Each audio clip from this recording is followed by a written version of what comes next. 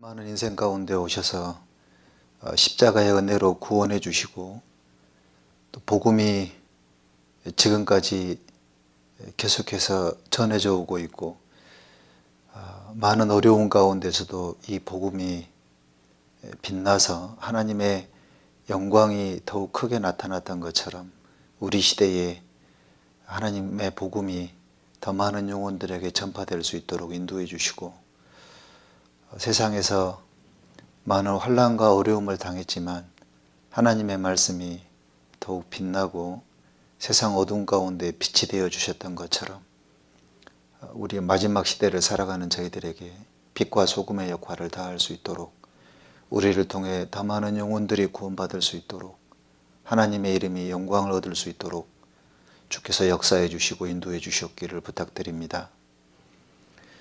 항상 우리 가운데 주님께서 역사하셔서 하나님의 말씀이 흥황해지고 그 가운데 저희들이 더욱 하나님의 말씀 앞에 순종하는 그런 삶을 살아갈 수 있도록 도와주시옵소서. 귀한 한 시간 주님께 모든 것을 맡기고 의지합니다. 우리를 구원해 주신 고마우신 우리 구주 예수님 이름으로 기도드렸습니다. 아멘.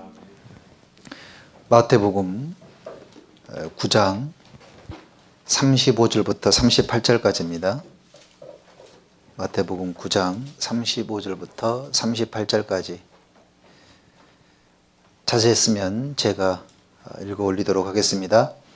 예수께서 모든 성과 촌에 두루 다니사 저희 회당에서 가르치시며 천국 복음을 전파하시며 모든 병과 모든 약한 것을 고치시니라.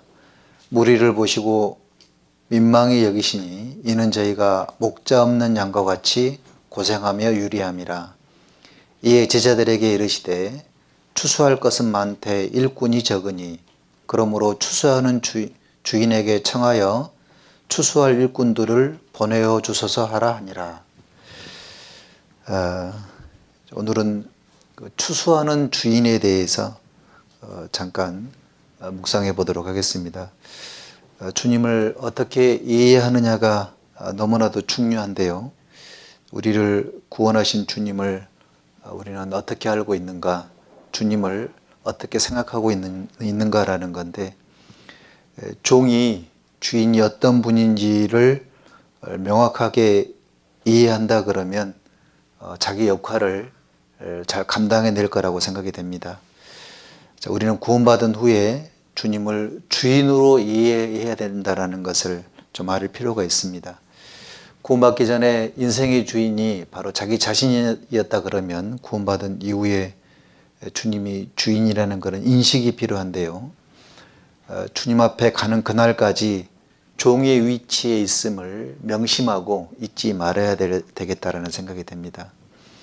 로마서 14장 7절 9절에도 보게 되면 우리 중에 누구든지 자기를 위하여 사는 자가 없고 자기를 위하여 죽는 자도 없도다. 우리가 살아도 주를 위하여 살고 죽어도 주를 위하여 죽나니 사나 죽으나 주의 것이로다.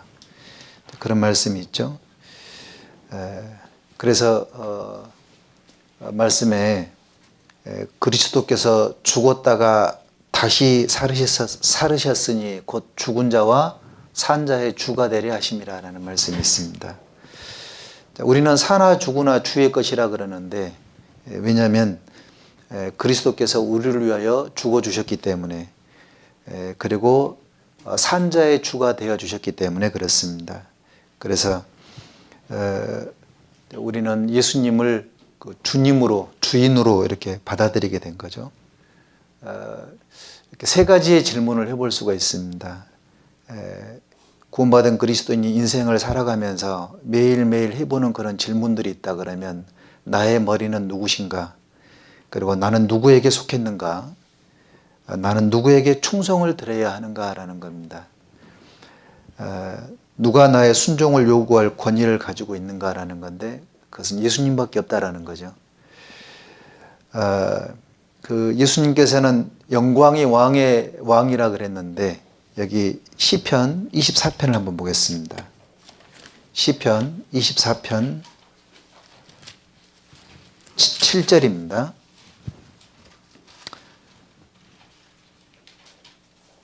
문들아 너희 머리를 들지어다. 영원한 문들아 들릴지어다. 영광의 왕이 들어가시리로다. 영광의 왕이 누시뇨. 강하고 능한 여호와시오. 전쟁에 능한 여호와시로다. 문들아 너희 머리를 들지어다. 영원한 문들아 들릴지어다. 영광의 왕이 들어가시리로다. 영광의 왕이 누시뇨. 만군의 여호와께서 곧 영광의 왕이시로다. 영광의 왕이 되신 예수님께서 영원한 문들, 곧 사람들의 마음 문들에 들어가실 것을 이렇게 표현하고 있는 말씀인데요. 영광의 왕 되신 예수님께서 우리 마음에 들어오셔서 우리의 왕이 되어 주신다라는 건데요. 주님 앞에 쓰임 받는 사람들의 공통점이 있었습니다. 그들 모두는 자신을 주님의 종으로 이해하면서 살아갔다라는 겁니다. 그래서 우리는 주님 보시기에 귀 뚫린 종이 되는 거죠. 출애굽기 21장도 한번 보겠습니다. 출애굽기 21장.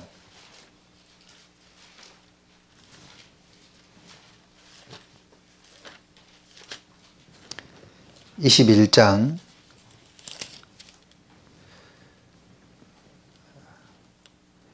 2절부터 보겠습니다.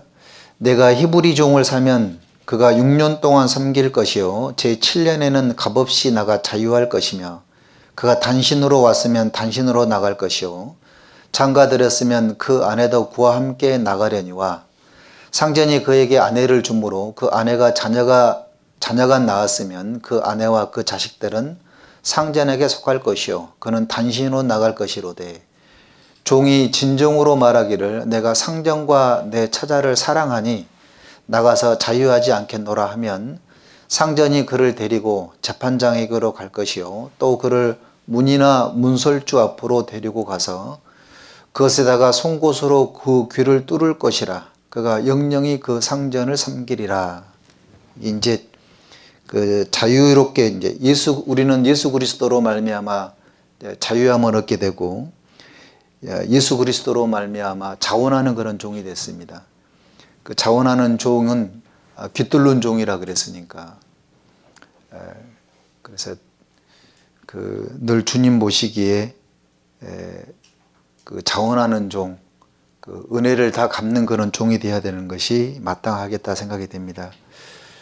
예수님께서는 우리의 만물의 주인이 되시고 온 땅의 주가 되셨습니다. 그래서 그 주님 앞에 그 여러 측면의 주인 되시는 그 주님을 좀 묵상해 보고자 합니다. 먼저 주님께서는 우리의 잔치의 주인이 되어 주셨는데요.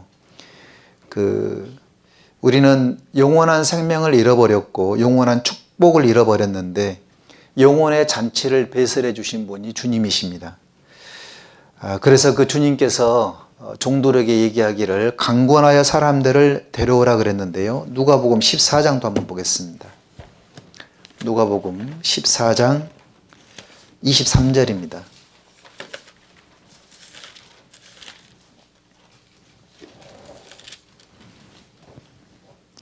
(23절) (24절) 같이 한번 읽겠습니다.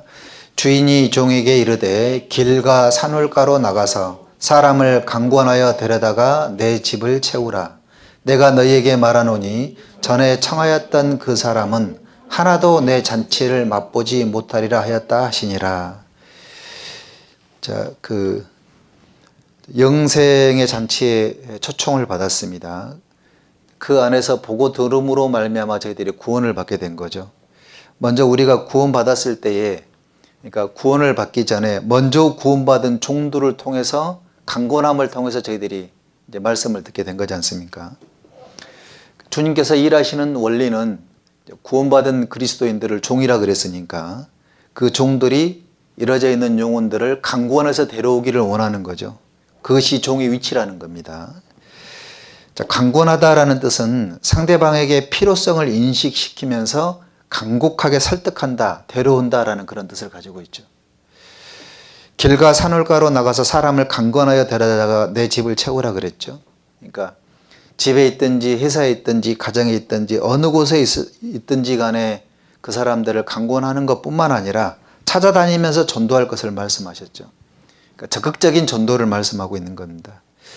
1980년대 초에 낙도 사람들의 건강을 위해서 1년에 한 차례씩 의료 봉사를 해준 적이 있었습니다. 녹십자에서 저희는 이제 섬이었기 때문에 그 녹십자 배가 있었습니다. 그 배를 타고 와서 저희들이 이제 진료를 받게 되는데, 때 증상에 따라서 약을 지어주기도 하고 또 충치를 뽑아주기도 하고 침을 놓아주기도 했습니다. 섬 사람들은 그 의사 간호사들에게 아무 대가 없이 도움을 받았기 때문에 또 뭐가 이렇게 드릴 것이 없어가지고 구황작물을 이렇게 드리기도 했습니다. 당시 성 사람들은 늘 고집세고 외골수였습니다. 종교를 갖는다라는 것은 상상조차 할 수가 없었어요. 기독교에 대한 그런 배타적인 그런 생각들을 가지고 있었고, 교회 나가는 사람들을 보면은 한가롭고 여유로운 그런 사람들이나 교회에 나간다라고 생각을 했었습니다. 그런 사람들이 어떤 그 배타적인 생각, 외골수적인 그런 생각으로 살았던 사람들이 어떤 사람들의 권면을 통해 가지고 교회에 나가자 그러면은 교회에 나갈 사람은 한 사람도 없었죠. 그런데 그런 사람들은 의사들 말이라면 너무나도 잘 들었던 겁니다. 이렇게 하십시오, 저렇게 하십시오 그러면 예, 이렇게 했던 겁니다. 얼마 전은 이제 고향의 믿음의 선배와 함께 교제를 한 적이 있었습니다. 섬 사람들을 전도하는 좋은 방법 중에 하나는 의료진을 대동해 가지고 치료를 해주고 난 이후에 말씀을 듣게 한다 그러면은 지금보다 훨씬 많은 사람들이 말씀을 들었지 않았을까, 그리고 말씀을 듣지 않을까.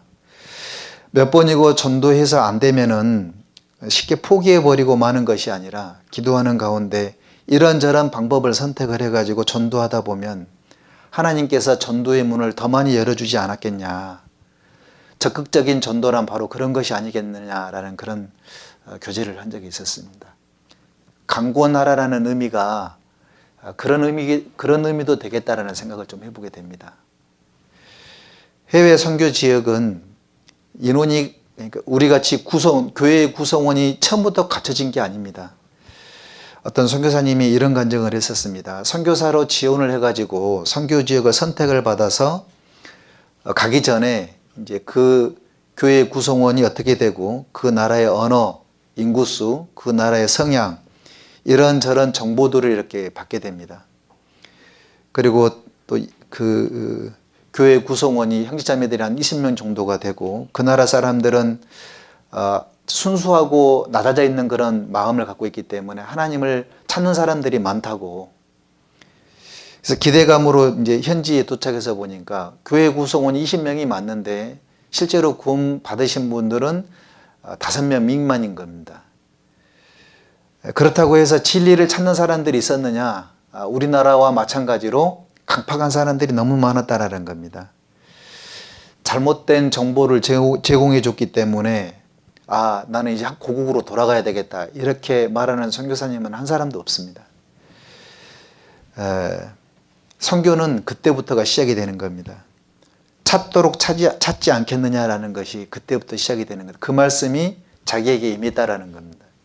그러니까 가만히 앉아 있으면 형제자매님들이 영혼을 데려온 게 아니었다 그러고, 그리고 매일 눈물로 기도하고 몇 년 동안 힘을 다해서 힘에 지나도록 수고하여 전도를 했는데 실제로 얻어지는 그런 결과들은 많지 않고, 이웃 나라의 선교를 보게 되면 1년에 막 수십 개씩 교회가 늘어나는데 그 나라의 선교를 맡고 있는 자기로서는 늘 매일같이 눌리는 그런 마음으로 살고, 때로는 육신적인 생각은 선교를 포기해버릴까라는 그런 마음도 들기도 했지만, 그럴 때마다 하나님 앞에 기도하고 전도 신방을 다니고, 실제로 여러 번 강의 위험과 또 산의 위험과 사람들의 위험을 무릅쓰고 전도를 한다라고 얘기를 간증을 들었습니다.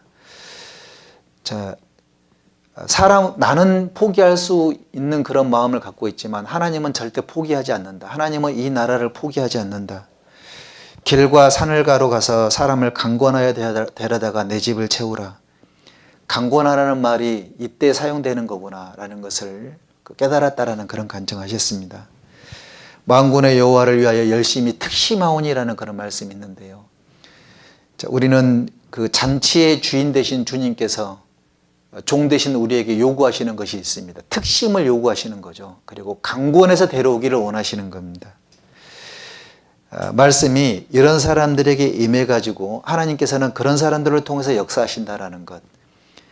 나는 잔치의 주인 되신 주님의 영광을 위해서 지금도 매일매일 그 잔치의 사람들을 초대하고 관건하는 그런 위치에 있다는 것을 명심해야 되겠습니다. 누가복음 14장 18절 19절 한번 보겠습니다. 자, 강권했는데도 불구하고 다 일치하게 사양하여 하나는 가로되 나는 밭을 샀음에 불갑을 나가 보아야 하겠으니 청컨대 나를 용서하도록 하라 하고, 또 하나는 가로되 나는 소 5개를 샀음에 시험하러 가니 청컨대 나를 용서하도록 하라 하고, 또 하나는 가로되 나는 장가 들었으니 그러므로 가지 못하겠노라 하는지라. 여기 보시면 다 일치하여 사양했다 그랬죠. 완곡하여 거절했다라는 그런 표현을 쓰고 있는 겁니다. 밭을 샀고 소 5개리를 샀고 장가 들었다라는 거죠. 장가 들었다라는 것은 안락한 생활이 시작됐다라는 거고요. 이 세상에서 소망을 두고 사는 사람들이라고 여기 보여집니다. 육신적인 문제, 현실적인 그런 문제로 인해 가지고 다 완곡하게 거절해 버린 겁니다. 이런 사람들의 결국은 영원한 지옥인 거죠. 그런데 하나님께서는, 우리는 포기할 수 있지만 하나님께서는 포기하지 않았던 겁니다.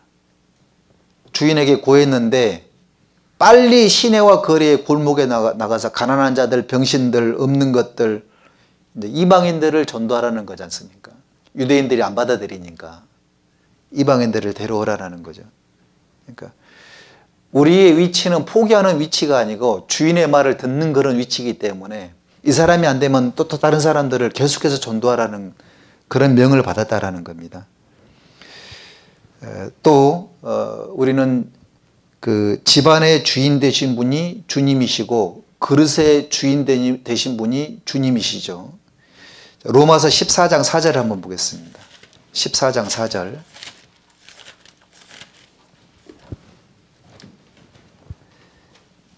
남의 하인을 판단하는 너는 누구뇨? 그 섰는 것이나 넘어지는 것이 제 주인에게 있음에 저가 세움을 받으리니 이는 저를 세우시는 권능이 주께 있음이니라.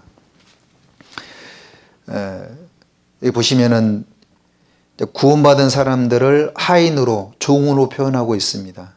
구원받은 사람 각자는 주님의 하인이며 주님의 종이라고 할 수가 있죠. 그래서 자기 일을 충실히 해야 되는 걸 말씀하고 있는 겁니다. 남의 하인을 판단하는 누구뇨 그랬죠. 그러니까 우리는 그 욥기에 보면 그런 말씀이 있습니다. 소는 밭을 갈고 나귀는 그 곁에서 풀을 먹는다. 그러니까 자기 위치에 자기 일만 열심히 하라는 겁니다. 최선을 다해서 열심을 다하라는 거잖아요. 성도를 판단하지 말고 그 섰는 것이나 넘어지는 것이 주인에게 있기 때문에 다른 성도를 판단할 것이 아니라 자기 위치에서 최선을 다하라. 그리고 그릇의 주인이 또 주님이라 그랬지 않습니까? 그러므로 누구든지 이런 것에서 자기를 깨끗하게 하면 귀히 쓰는 그릇이 되어 거룩하고 주인의 쓰심에 합당하며 라는 말씀이 있죠. 자, 주인은 그릇의 주인 되신 분이 집안의 그릇을 주관하신 분이 주인이기 때문에 깨끗하게 하면은 귀히 쓰는 그릇이 된다 그랬으니까 우리는 깨끗한 그릇으로 예비되어져 가야 되는 겁니다. 그래야지만이 주인이 쓸 수 있다는 거죠. 잔치를 준비하는데 그릇이 깨끗해야지만이 사용할 수가 있습니다. 주님 앞에서 구별되면 선한 일에 예비함이 된다 그랬으니까 집안의 주인 되시고 그릇의 주인 되신 분이 주님이시기 때문에 우리는 각자의 위치, 즉 성실하고 깨끗하게 그렇게 살아가야 되는 겁니다. 왜냐하면 종이니까. 또 예수님께서 이런 말씀하셨죠. 예수님은 안식일의 주인이라고 말씀하셨습니다. 로마서 14장 5절 6절 한번 보겠습니다. 5절 6절. 혹은 이 날을 저 날보다 낮게 여기고 혹은 모든 날을 같게 여기나니 각각 자기 마음에 확정할지니라. 나를 중히 여기는 자도 주를 위하여 중히 여기고 먹는 자도 주를 위하여 먹으니 이는 하나님께 감사하며 먹지 않는 자도 주를 위하여 먹지 아니하며 하나님께 감사하느니라. 주님은 하루하루의 주인이시다. 그리고 주일의 주인이시고 안식일의 주인이신 겁니다. 모든 날의 주이시기 때문에 나를 주님 중심으로 사용해야 되는 겁니다. 그러니까 매 시간, 매 분, 매 초 이게 다 주님의 것이다라는, 주인의 것이다라는 건데요. 안식일은 사람을 위해서 주신 것입니다. 그 안식일은 사람이 주님께 영광을 돌리기 위해서 주님께서 주신 거라 그랬습니다. 그런데 우리가 주님에게 주어진 날을 우리의 것이라고 생각을 하고 날의 주가 되시는 주님께 영광을 돌리는 그런 삶을 살지 않는다 그러면 큰 죄를 범하게 되는 겁니다. 주님이 주시는 하루하루의 가치는 돈으로 환산할 수 없는 정도의 그 어마어마한 가치가 있다라는 거죠. 하루하루를 허비하는 것은 주님의 것을 허비하는 사람이 되는 겁니다. 자, 그 신명기 33장 25절에 그런 말씀이 있죠. 내 문빗장은 철과 놋이 될 것이니 내 사는 날을 따라서 능력이 있으리로다 라는 말씀이 있습니다. 사는 날을 따라서 능력이 있다 그랬습니다. 사는 날을 어떻게 보내느냐가 우리 때는 너무나도 중요합니다. 청년 시기에 시간이 보배로운 것임을 우리는 늘 깨달아야 됩니다. 청년기는 사람의 능력이 가장 크고 사람의 지성이 가장 예민할 때고 사람의 정열이 가장 충만한 시기라고 할 수가 있습니다. 젊음의 힘은 이제 그 엄청난 그런 힘을 가지고 있기 때문에 하나님께서는 그 힘을 기뻐하시는 겁니다. 우리가 조금 서투르고 조금 이렇게 보는 시야가 짧다 할지라도 하나님이 보시기에 젊은 시기에 가장 크게 기뻐하는 것이 있다 그러면 힘이라는 그런 생각이 드는 겁니다. 자, 그 젊은 사람들이 물불을 가리지 않는 그런 헌신, 열정적인 봉사, 순수한 마음에서 우러나오는 그런 교회에 사랑하는 마음, 이런 활기찬 모습을 주님이 기뻐하신다 그랬습니다. 예레미야서 2장 2절에 보게 되면 내 소년 때의 우위와 내 결혼 때의 사랑을 기억하노라. 생각을 한번 해보면 활발하지 못한 그런 고양이보다 재치 있게 뛰노는 그런 고양이들 우리는 더 좋아하잖아요. 그리고 목장에 거침없이 달리는 그런 망아지, 늙고 비둔한 그런 말보다 그 망아지에게 관심이 훨씬 더 큰 겁니다. 하나님은 젊은 시절에 넘쳐나는 우위와 주님을 향한 뜨거운 첫사랑을 특별하게 기억하고 계신다라는 겁니다. 그래서 청년 시기는 업적을 남기는 시기라 그러는 겁니다. 루터는 종교개혁에 불을 지폈고 뉴턴은 탐험가들 중에서 가장 훌륭한 사람이 됐다 그래요. 그 나이가 30살 되기 전이었다 그럽니다. 기도의 사람 데이비드 브레이드너는 인디언들에게 복음을 전했습니다. 한 번은 기도를 너무 열정적으로 하다 보니까 주위에 있는 눈밭에 그 눈들이 다 녹아버렸다 그래요. 그의 나이는 30대가 되지 못해서 너무 허약해가지고 그는 죽었습니다. 25살 때 조나단 에드워드와 조지 휘필드는 전도자들 가운데 가장 열정적인 사람들이었습니다. 그들을 통해서 종교의 부흥을 일으켰던 사람이었습니다. 그들의 설교로 인해 가지고 얼마나 많은 사람들이 주님 품으로 돌아왔는지 모릅니다. 30살 때 예수 그리스도께서는 세상을 혁명할 복음을 외쳤습니다. 그래서 주님이 주시는 그런 시간들을 허비할 시간들이 없고 낭비할 시간이 없는 겁니다. 뭔가 이 젊음의 시기 때는 주님 앞에 남기고 가는 것이 필요한 겁니다. 과연 무엇을 남기고 갈 거냐라는 겁니다. 지금 할 수 있는 일을 후회할 수 없다는 것을 깨닫기만 한다 그러면 나는 이 시기가 가장 중요한 시기이기 때문에 이 시기가 하나님 보시기에 가장 귀하고 값진 시간이다라는 것을 깨닫기만 한다 그러면 그의 삶은 허비하지 않는 그런 삶을 살 거라는 생각이 듭니다. 너무나 많은 그리스도인들이 앞으로 이제 지금 미래가 불투명하기 때문에 돈을 다 벌고 나서 직장에서 은퇴하고 난 다음에 늙어서 주님을 섬기겠다. 이런 막연한 생각으로, 이런 생각으로 계획을 잡고 살아간다 그러면 하나님께서는 뭐라고 생각하실까? 분명한 것은 하나님은 찍기를 원하지 않는다라는 겁니다. 그렇지 않겠습니까? 분명히 알아야 될 것이 있습니다. 하나님께서는 가장 좋은 것, 우리의 전부를 원하신다라는 겁니다. 흠없고 완전한 재물을 원하시는 것이지 주름 잡히고 노쇠하고 낡은 것, 그걸 주님께서 원하지 않는다라는 겁니다. 드릴 수 있는 가장 좋은 나이 때 최선이라는 단어를 주님 앞에 드려야 되는 것이 맞고, 젊음을 다 주님께 드리는 것이 맞습니다. 조금 이렇게 젊었을 때 결혼해서 살아가는 거 참 좋습니다. 가정적이고 안전한 그런 삶을 살아가는 것 좋은 건데, 주님께서 그것만 우리에게 요구하시겠냐라는 겁니다. 나의 전력, 나의 정성, 이걸 주님께 드려야 됩니다. 약한 마음, 천한 마음, 그거 주님께서 받지를 않으시는 거죠. 식은 정열, 이런 찢기 같은 걸 주님 앞에 드릴 수 없습니다. 나의 청춘, 나의 열정, 나의 기쁨, 이런 것들을 주님께 드려야 되는 겁니다.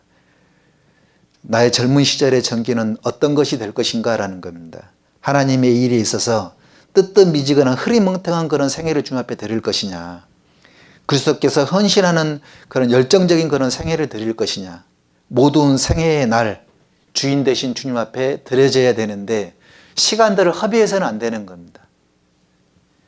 그러니까 지금 코로나로 인해 가지고 뭔가 이렇게 계획이 잡혀져 있지 않고 늘 바쁘게 살아오는 그런 일상 가운데에 많은 시간들이 주어졌을 때에 이 시간이 주어졌을 때 어떻게 보낼 것이냐라는 겁니다. 청년들은 주님 앞에 드려져 있는 그런 시간들이 많지 않습니다. 그 청년 시기 때 드려야 될 때 뭔가 확실하게 드려야 되는 것이 맞겠다는 생각이 듭니다. 우리의 믿음의 선배들은 주님 앞에 젊었을 때에 청년 시기 때 그 청년들이 마음껏 교제할 수 있는 그런 장소를 알아보다가 청년회관을 사가지고 주님 앞에 드렸습니다. 그 시기 때에 드렸던 거예요. 그러면 우리는 이 시기 때에 무엇을 드려야 되겠냐라는 겁니다. 모든 날들의 주가 되시는 그 주님 앞에 드릴 수 있는 그 시간대에 드려야 되는 겁니다. 또 주님께서는 물질의 주인이 되신다 그랬죠. 마태복음 6장을 한번 보겠습니다. 마태복음 6장 24절입니다.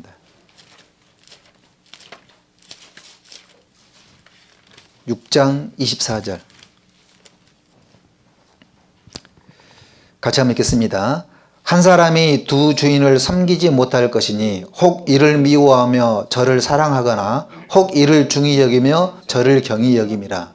너희가 하나님과 재물을 겸하여 섬기지 못하느니라. 주님은 우리의 물질의 주인이 되셔야 됩니다. 주님께 드려지는 것을 우리는 배워져야 되는데, 물질을 주신 이유는 하나님께서 내가 잘 먹고 잘 살기 위해서 주신 것이 아니라 주의 영광을 위해서 있는 거라 그랬습니다. 그러니까 누가복음 8장에 보게 되면 구원받은 많은 여인들이 있었죠. 일곱 귀신 들렸다가 나갔던 막달라 마리아도 있었고, 또 헤롯의 청지기 구사의 아내 요한나, 수산나, 다른 여러 여자들이 자기들의 소유로 저희들을 섬기더라라는 말씀하셨습니다. 자기들이 가지고 있는 그 소유를 가지고 예수님과 제자들을 섬겼습니다. 그것이 성경에 기록된 겁니다. 그 성경에 두 렙돈을 그 과부가 두 렙돈을 주님 앞에 드렸습니다. 현실적인 눈으로 놓고 봤었을 때 자기 생활비 전부를 드렸으니까 구원받은 그리스도인들조차도 너무 무모하게 하지 말으라고, 아니 생활은 해야 될 거 아니냐고, 사람들이 봤을 때 너무 무모한 거였죠. 옳은 선택이 아니었다라는 거 얘기를 합니다. 하나님 앞에 갔었을 때에 하나님께서 칭찬해 주셨죠. 과부였고 아무것도 할 수 없는 그런 역할을 가지고 있었습니다. 심지어는 생계를 유지할 만한 그런 직업도 없었어요. 그런데 그런 과부였습니다. 전부를 드렸어요. 주위에 있는 사람들이 뭐라 그랬을 것 같아요. 너무 무모한 행동이었다고. 그래서 예수님께서는 칭찬을 했습니다. 전부를 드렸으니까. 재물과 하나님을 겸하여 섬길 수 없다 그랬습니다. 그러니까 물질의 주인 되신 주님을 바로 알았던 사람이 이 과부였던 겁니다. 물질의 주인 되신 분이 누구냐라는 거예요. 아이고, 시집갈 돈도 마련해야지. 아이고, 미래도 대비해야 되지 않겠냐고. 노후 대책도 해야 되지 않겠냐고. 집값이 올라갈 때에 좀 사놔야 되지 않겠냐고. 사람들이 봤을 때에 풍족할지 모르지만 하나님 봤을 때에 물질의 주인이 재물이 되어버린 겁니다. 물론 미래에 대한 계획이 잘못된 건 아니지만 재물이 우리 주인이 돼가지고 우리를 끌고 가버릴 수가 있어요. 거기에 맞춰서 신앙생활을 한다 그러면 늘 재물은 우리 주인이 돼버리는 겁니다. 자, 롯이 사위들에게 소돔성이 멸망할 것을 전했습니다. 사위들이 장인의 말을 농담으로 여겼습니다. 사위들은 결국 소돔성과 함께 망했습니다. 그들이 망한 1차적인 책임은 그들에게 있지만 근본적인 책임은 롯에게 있지 않았을까. 롯이 소돔성에 들어가 거주한 이유는 소돔성이 좋아가지고 스스로 선택을 해서 살았습니다. 좋아서 들어와서 거주하는 성이 곧 멸망한다는 말을 했었을 때에 전부 다 농담으로 알아들었죠. 자, 그렇다면 사위들을 구할 방법이 없었을까? 만약 사위들에게 이런 제안을 했다면 어땠을까? 오늘 새벽에 우리를 소알성까지 데려다 준다 그러면 내가 가지고 있는 재산 전부를 너희에게 드리겠다. 다 주겠다. 자, 아마 사위들은 그걸 받아들이지 않았겠느냐. 그렇다면 소돔성에 있는 재물은 소돔성과 함께 재가 되었겠지만 천국에 갔었을 때에 그 재물이 엉겨졌기 때문에 실제로는 전혀 잃지 않게 됐을 것이다. 그러니까 또한 그 사위들도 이루어지지 않았을 것이고 더욱이 모압과 암몬 족속도 생기지 않았을 것이다. 하지만 그 재물을 희생하지 않음으로 말미암아 재물도 있고 사위도 잃어버리고 그리고 모압과 암몬 족속으로 인해서 무궁한 부끄러움을 당하게 돼버린 겁니다. 사위들이 농담으로 여겼더라도 그들을 포기하지 않고 그들을 살리는 일이 이 재물에 있었기 때문에 그 재물을 사용했다 그러면 이 롯은 무궁한 부끄러움을 당하지 않았을 것이다. 이제 누가 이런 얘기를 했었습니다.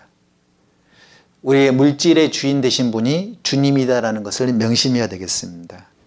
자, 마태복음 9장 27절 38절에 이렇게 말씀하셨죠. 그러므로 추수할 것은 많되 일꾼이 적으니 그러므로 추수하는 주인에게 청하여 추수한 일꾼들을 보내어 주소서 하라. 여기 보시면 추수의 주인 되신 분이 주님이시죠. 영혼을 추수하시는 분이 주님이다 그랬으니까 많은 일꾼을 고용하고 추수하는 주인과 같다 그랬는데 주인의 종은 마땅히 영혼을 더 많은 종은 마땅히 영혼을 추수하는 그런 추수한 일꾼이 되어야 된다라는 겁니다. 자, 곡식을 추수하는 일꾼, 곡식에 비유해서 한번 그 종이 어떤 위치에 있어야 된다는 것을 한번 좀 깨닫도록 한번 보겠습니다. 먼저 추수하는 일꾼들, 종들은 당연한 거겠지만 부지런해야 됩니다. 고용하는 고용주는 자기의 일꾼이 부지런한 걸 원하시지 않습니까? 게으른 자는 그 부리는 사람들에게 마치 이에 초 같고 눈에 연기 같다라는 말씀을 했는데요. 일꾼은 일하기 전에 부르심을 받았기 때문에 열심히 일하는 그런 사람들이어야 됩니다. 예수님께서 예수님의 제자들을 부르셨을 때 다 부지런한 사람들을 부르셨습니다. 자기 일을 게을리하는 자는 패가하는 자의 형제라 그랬죠. 자기 일을 게을리하는 자 그랬습니다. 집안이 다 망해버리는 겁니다. 게을리 있었을 때. 영혼을 추수하는 일꾼들은 부지런해야 됩니다. 안 그러면 자기 집안이 다 망합니다. 나의 게으름으로 말미암아. 그래서 여호와의 일을 태만히 하는 자는 저주를 받을지어라 그랬는데 그 저주라고 하는 것은 영혼을 건지는 일을 얘기하는 겁니다. 그 일에 게을리하는 자는 저주를 받게 되어 있습니다. 저희가 다 자기 일을 구하고 그리스도의 예수의 일을 구하지 아니하되 그랬지 않습니까? 예수님께서 말씀하시기를 내 아버지께서 일하시니 나도 일한다라는 말씀하셨고 때가 아직 낮음에 나를 보내신 이의 일을 하여야 하리라. 밤이 오리니 그때는 아무도 일할 수 없느니라 그랬습니다. 자, 우리는 영적으로 좀 부지런했으면 좋겠습니다. 특히 영혼을 건지는 일에 부지런한 사람들이 돼야 되고, 곡식을 추수하는 일꾼은 곡식을 소중히 여기는 사람이어야 되는 것처럼, 자, 주님의 일꾼들은 주님의 영혼을 얼마나 소중히 여기고 소중히 여겨야 되는지에 대한 것들을 깊이 자각할 필요가 있습니다. 예수님께 이런 말씀하셨죠. 사람이 양보다 얼마나 귀하냐. 이와 같이 이 소자 중에 하나라도 이루어지는 것이 내 아버지의 뜻이 아니니라 라고 말씀하셨습니다. 그러니까 영혼을 소중히 여기는 마음이 우리에게는 필요할 것 같고요. 또 일꾼들은 있을 위치에 있어야 된다 그랬습니다. 추수하는 일꾼이 밭에 있어야 되는데 밭에 있지 않고 낚시하러 가버리고 오락을 하고 있으면 합당치 않지 않습니까? 그리스도인의 일꾼들은 일터에 있어야 됩니다. 한참 곡식을 거둘 때 그 시골의 어르신들은 일을 해야 될 때 일을 해야 되는데 게으른 사람들은 일을 해야 될 때 술을 마시고 있는 겁니다. 여름에 거두는 자는 지혜로운 아들이나 추수 때에 자는 자는 부끄러움을 끼치는 아들이니라 라는 말씀이 있었죠. 지금은 추수 때입니다. 거둬들일 때입니다. 그런데 거둬들여야 될 때 저희들이 지금 자고 있는 거예요. 나는 지금 어디에 서 있는가? 영혼을 건지는 쪽에 서 있는가? 영혼을 망하는 곳에 서 있는가? 아니면 실족시키는 곳에 서 있는가라는 것을 살펴봐야 되겠습니다. 자, 엘리야를 한번 보겠습니다. 엘리야가 여기 열왕기상 19장을 한번 볼까요? 열왕기상 19장 9절입니다. 19장 9절 같이 읽겠습니다. 엘리야가 그곳 굴에 들어가 거기서 유하더니 여호와의 말씀이 저에게 임하여 이르시되 엘리야야 내가 어찌하여 여기 있느냐. 자, 엘리야가 어디 들어갔다 그랬죠? 굴에 들어갔다 그랬습니다. 굴 하면 생각나는 게 뭐죠? 캄캄한 곳이죠. 어두운 곳에 들어가 버린 겁니다. 전날까지만 하더라도 이 엘리야는 이 바알과 함께 바알들을 쫓아냈습니다. 바알 신, 아세라 신, 거짓 선지자들과 함께 영적 전쟁을 했습니다. 그런데 이세벨의 그 말 한마디에 내일 이맘때에 너는 죽을 거라고 그 말 한마디에 이 엘리야는 도망을 갔습니다. 그리고 어디까지 도망가냐면은 굴 속에까지 들어가 버린 겁니다.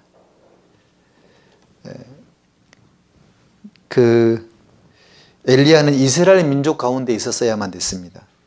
굴에 들어가 죽기를 원하는 그런 어두캄캄한 그런 신앙의 모습으로 있어서는 안 되는 그런 시기였죠. 조금 해보니까 안 되고 낙심되고 어려우면 청년 시기 때는 늘 숨어버립니다. 전화도 안 받아버리고 마치 인생을 다 산 사람처럼 어저께만 하더라도 막 열심히 살 사람처럼 하다가 그 다음날 조금만 문제가 생기면 예수님을 버려버리고 깊은 굴에 들어가 버리는 거예요. 나오질 않는 겁니다. 하나님의 책망이 있는 거. 왜 거기 있냐고. 좀 나오라고. 거기 있어서는 안 된다고. 열왕기하 11장도 한번 보겠습니다. 사무엘하 11장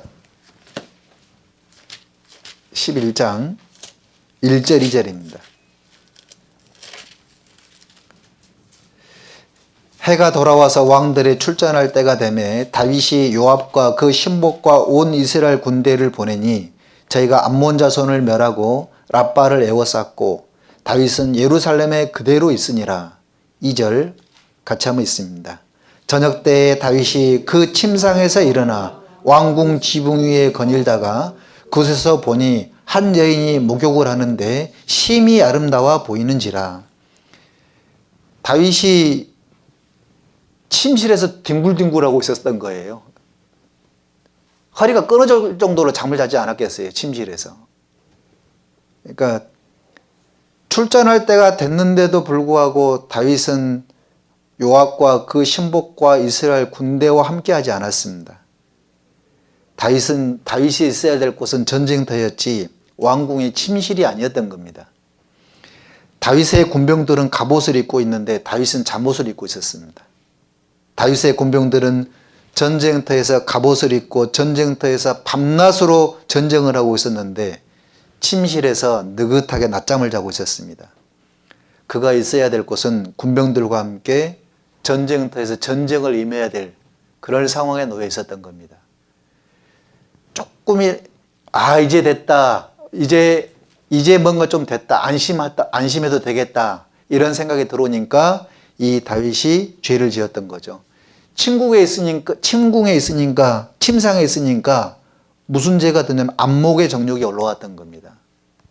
죄를 짓게 된 거예요. 조심하셔야 됩니다. 형제님들은 특히 조심해야 됩니다.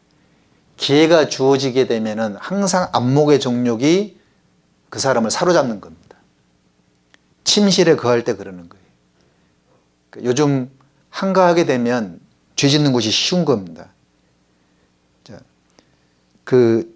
자기 위치를 지켜야 돼. 자기 위치. 그 위치를 이탈해버리면 문제가 생기는 거예요. 디모데후서 4장 10절도 한번 보겠습니다. 디모데후서 4장 10절.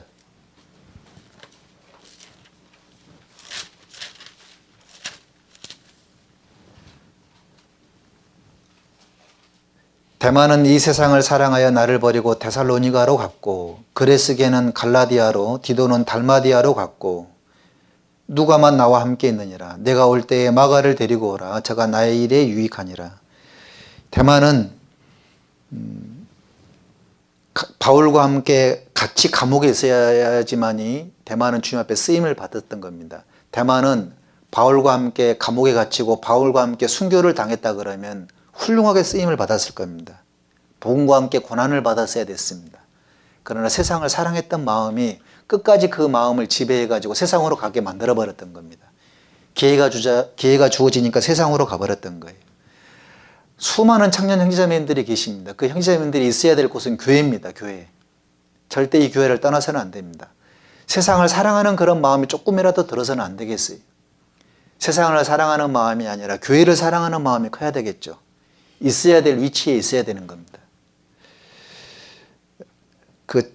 산마 같은 경우에는 블레셋 사람들이 떼를 지어가지고 녹두나무 밭에 모였을 때에 이스라엘 사람들은 다 도망갔지만 이 산마는 녹두밭 한가운데 서서 블레셋 사람들을 막아서 쳤다 그랬습니다. 그때 여호와께서 큰 구원을 이루시니라.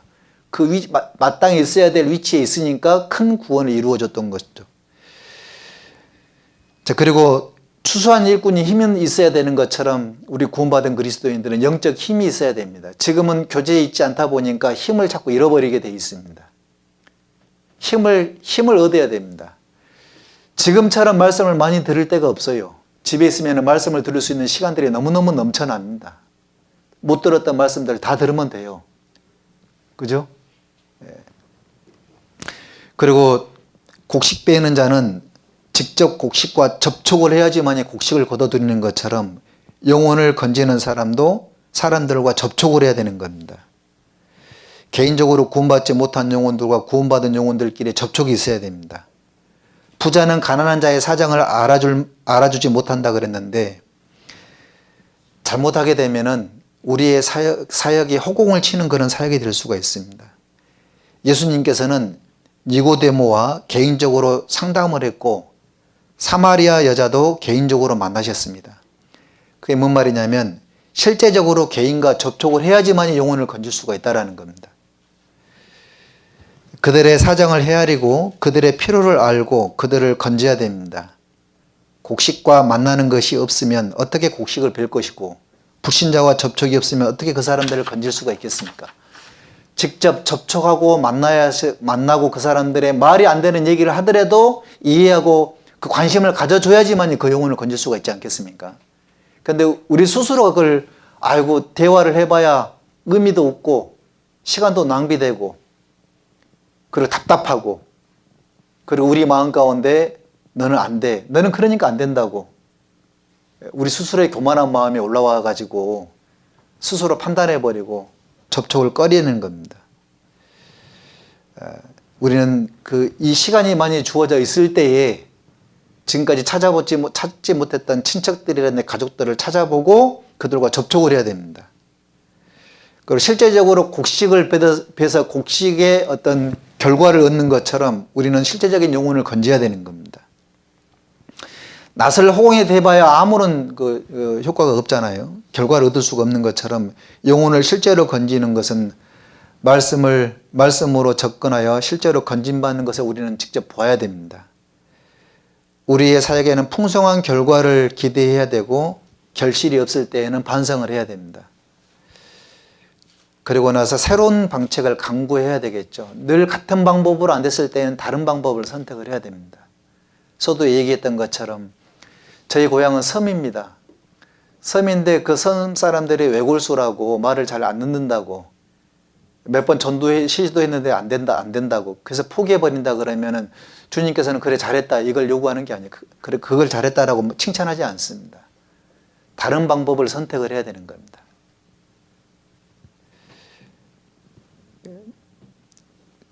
참 저도 전도인의 위치에 있지만 설교하는 것 그리고 집회하는 것과 실제로 내가 영혼을 건지는 것은 차이가 있습니다. 주님께서 제게 요구하는 것이 있다 그러면 실제로 얼마나 많은 영혼을 건졌느냐 그걸 물어보실 것 같습니다. 사람들에게 드러나 있는 그런 전도 집회 말고 실제로 내가 영혼을 전도하는 것이 몇 명이냐라는 것 그거를 물어보실 것 같습니다. 모사가 많으면 경영이 성립한다 그랬는데 아무쪼록 몇몇 사람을 건지려고 하는 바울 사도의 말처럼 실제로 나를 통해서 구원받아야 되는 영혼들이 있어야 되는 겁니다. 루터가 이런 얘기를 했습니다. 어느 날 우리는 그리스도의 심판대 앞에 설 것입니다. 그날에 빈손으로 서게 된다면 그것처럼 두려운 일이 없을 것입니다. 그리고 이렇게 얘기를 했습니다. 가야 한단 말인가 빈손으로 가야 한단 말인가 나의 사랑하는 구주를 이렇게 배워야 된단 말인가 한 날도 주님께 드려보지 못하고 상품 하나 주님 발 앞에 드려보지 못하고 가야 한단 말인가 빈손으로 가야 한단 말인가 나의 구주를 이와 같이 배워야 한단 말인가 한 영혼도 주님께 인사시키지 못하고 빈손으로 가야 한단 말인가 이런 말을 했었습니다. 빈손으로 주님 앞에 뵙게 된다면 그것처럼 부끄러울 것이 어디가 있겠습니까? 주님께서는 잘하였다 착하고 충성된 종아 이런 칭찬을 받지 못한다면 그것을 대신할 것은 아무것도 없는 겁니다. 현재 많은 사람들이 질병 가운데 두려움에 떨고 있습니다. 주님께서 죽음의 길에 서 있는 그 영혼을 바라보고 있습니다. 그리고 누군가가 그 영혼들에게 보라 세상 죄를 지고 가는 하나님의 어린 양이로다 이렇게 말하는 사람을 찾고 계시는 겁니다. 우리가 거기에 없었다면 얼마나 후회가 되겠냐라는 겁니다. 이런 위기가 기회가 되는 거고 그 기회를 잘 살릴 필요가 있습니다. 실제적으로 우리는 영혼을 건지는 그런 삶을 살아야 되겠다 싶습니다. 그리고 곡식을 베는데 옛날부터 곡식을 벨 때 낫으로 뱄지 않습니까? 지금은 기계가 발달돼 가지고 막 그 낫이 아니라 기계로 그냥 금방 베어버리지 않습니까? 그런 것처럼 불법이 아닌 이상 최선을 다해서 건져야 되는 겁니다. 물고기를 잡을 때 낚시만 사용하는 것이 아니라 그물로도 사용을 하는 것처럼 죄가 되지 않는 이상 모든 수단을 가리지 말고 영혼을 구원하라 스펄전이 얘기했지 않습니까? 그리고 곡식을 베는 자는 벨 때를 알고 그 시기를 절대 놓치질 않습니다. 곡식을 벨 때 그 시기를 놓쳐버리면 곡식을 잃어버리듯이 영혼이 구원받을 수 있는 그런 사람인데 지금 이 시기가 꼭 구원받을 수 있는 그런 시기가 있습니다. 끈질기게 주님 품으로 인도해야 됩니다. 그때가 됐을 때 그 시기를 놓쳐버리면 안 됩니다. 기드온이 300용사와 함께 전쟁을 했을 때 세바와 세문나를 잡으러 갔습니다. 이 시기가 아니면 그들을 놓쳐버리면 또 그들을 괴롭히는 겁니다. 기회가 주었을 때 완전 전멸을 시켜버려야만 했습니다. 그리고 그랬죠. 피곤하나 따르며 같은 겁니다. 지금은 피곤할 때지만 지금은 전쟁을 해야 될 때입니다. 그리고 이 시기를 놓쳐버리면 또 영혼을 건질 수가 없습니다. 그 시기가 주어졌을 때 건져야 되는 거예요. 그러니까 마지막 시대가 되면 온역이 있겠고 그랬는데 그 온역이 지금 우리 시대에 지금 일어나고 있습니다. 성경 말씀이 응하고 있지 않습니까? 이 시기를 놓쳐버리면 안 됩니다. 이 시기가 지나가 버리면 사람들이 이제 긴장했던 마음, 두려워했던 마음들이 이제는 편안한 마음으로 가기 때문에 다시 자기 생활도 돌아가는 겁니다. 뭐냐면 밭을 샀으니 밭을 가봐야 되고 소 5개를 샀으니까 소를 돌아봐야 되고 장가 들었으니 나는 곳에 가봐야 되겠노라고 다 일체하여 사용해버릴 수가 있습니다. 기회가 주어질 때 건져야 되는 겁니다. 그리고 일꾼이 일을 마치면 주인에게 칭찬을 받고 보상이라는 것이 있습니다. 잘하였다 착하고 충성된 종아 그러죠. 지혜 있는 자는 궁창의 빛과 같아서 빛날 것이요 많은 사람을 옳은 대로 오게 하는 자는 별과 같이 영원토록 빛나리라 라는 말씀이 있습니다. 상급이 주인에게 있습니다. 그리고 그 주인이 일한 대로 갚아주시는 겁니다. 그래서 문화 비유를 얘기했지 않습니까? 한 문화를 가지고 10문화를 남기고 한 문화를 가지고 5문화를 남기고 한 문화를 가지고 한 문화를 남겼습니다. 각 사람에게 일한 대로 주님의 상급이 주어지는 거죠. 그래서 내가 속히 오르니 내게 줄 상이 내게 있다 그랬습니다. 각 사람에게 일한 대로 갚아주리라. 일한 대로 주님께서 갚아주신다 그랬습니다. 그러니까 주인 대신 그 예수님 앞에 우리는 종으로서의 신분이 있는데 그 여러 주인이 되시지 않습니까? 재물의 주인도 되시고 또 얘기했던 것처럼 추수의 주인도 되시고 또 말씀했던 것처럼 주님께서 사랑의 주인도 되시고 은혜의 주인도 되시고 만물의 주인도 되시고 모든 주인이 되시는 그 주님 앞에 우리는 어떤 위치든지 간에 종의 위치에 있는 겁니다. 그 종의 위치에서 10문화를 남기는 사람이 있고 5문화를 남기는 사람이 있습니다. 그리고 1문화를 남기는 사람이 있다 그랬는데 종의 태도는 이런 태도인 겁니다. 나는 무익한 종이라 나의 하야할 일을 한 것뿐이다 라는 겁니다. 그 일을 다 하고 난 이후에 좀 쉬어야지 다윗처럼 그래버리면 안 되겠습니다. 전쟁 때 조금 승리하고 나니까 교만한 마음이 올라와 가지고 왕궁의 침실에 있었습니다. 혹시 저와 여러분들이 지금까지 힘없이 달려왔으니까 조금 쉬어야 되겠다 이런 마음이 들어버리잖아요. 그러면 죄밖에 안 지어요. 그러니까 계속해서 주님 일을 해야 되는 겁니다. 그리고 충성되고 지혜 있는 종이 되어야 됩니다. 허리에 띠를 띠고 등불을 켜고 켜 있으라 그랬죠. 주인이 혼인잔치에 들어와서 문을 두드리고 있는 겁니다. 그런데 열처녀가 다 졸며 잘세 그랬지 않습니까? 자고 있는 그런 종이 되어서는 안 됩니다. 충성된 종, 지혜 있는 종, 깨어있는 종, 그랬을 때 주님께서 주님의 칭찬이 있는 겁니다. 우리는 주님 앞에 그런 모습으로 나가야 되는 것이 필요하겠다 싶습니다. 기도하고 마치겠습니다. 죄와 허물 가운데 죽을 수밖에 없었던 영혼들을 구원해 주신 주님 은혜에 감사드립니다. 마땅히 주의 종의 위치에서 어떻게 주인 되신 주님 앞에 살아가야 될지를 말씀을 통해서 일깨워 주심을 감사드립니다.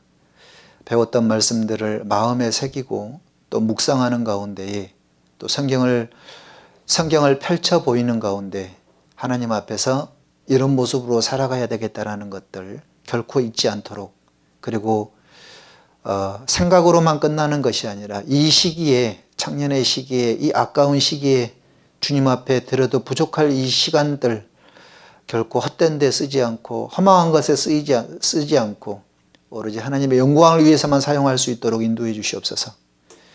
젊었을 때에 주님 앞에 드릴 수 있는 모든 것들, 이 젊음을 주님 앞에 드리고 열정을 주님 앞에 드리고 충성되고 정말 깨끗한 마음으로 주님 앞에 드릴 수 있는 그 시기에 드릴 수 있도록 우리 마음과 생각을 주장해 주시고 이끌어 주시고 우리의 열정을 주님께서 더 허락하셔서 많은 영혼들을 주님 품으로 인도하는 것뿐만 아니라 교회 앞에 충성된 그런 종이 될 수 있도록 도와주시고 인도해 주시옵소서.